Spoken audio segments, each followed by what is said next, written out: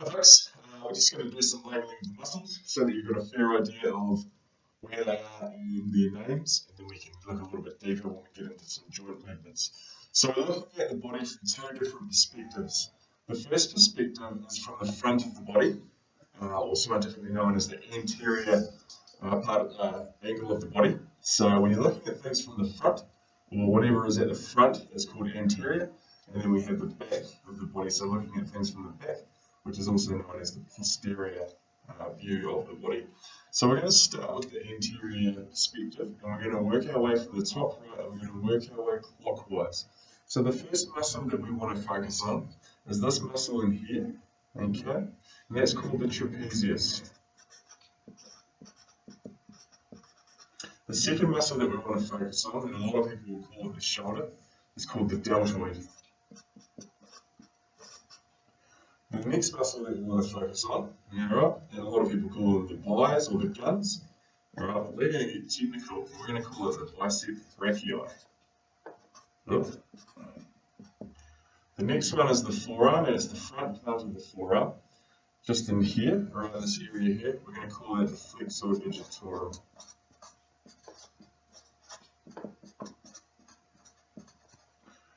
The next part in here is basically the part that is responsible for the movement in the hip area.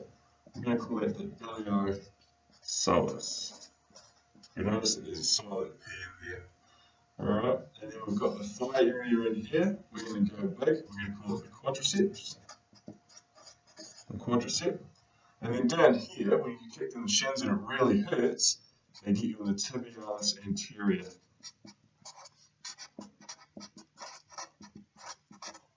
Coming over to the far side, alright, then on the 6-pack or the 8-pack, we're going to call it the rectus abdominis.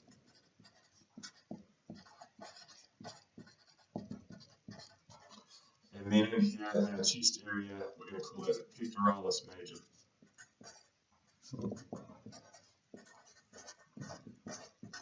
Now we're going to move on to the posterior perspective of the body. This same area in here is exactly the same as in here, but it's just from a different perspective, so that's still trapezius. Alright. Now this area here is actually pointing to this area in here. Alright, it goes all the way down here. It's called your latissimus dorsi.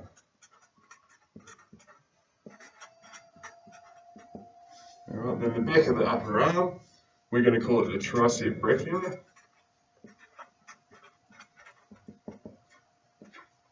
And then our lower back, so it's a muscle that's basically straddles our spinal cord, and we're going to call that the erector spinae. Alright, spinae being the key word, erector being responsible for maintaining an erect posture, or an upright posture. Alright, this part in here, we've got two names. We can call it the bicep femoris, which is one of the muscles back here, or it's commonly known as the hamstring. Alright, now some people call it the hamstring. The hamstring is actually a group of tendons in that area, but a lot of people just call that muscle the hamstring. Down here, the calf, if you call it the calf, then you're not a physio, so we're going to call it the gastrocnemius. Gastrocnemius, it's quite a long word. Over the other side, the lower calf, we're going to call it the soleus.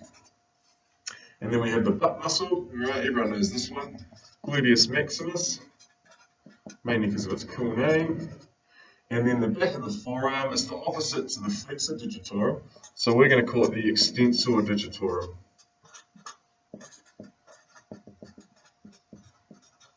Alright, so that's a basic outline of the muscles that you need to know for this unit.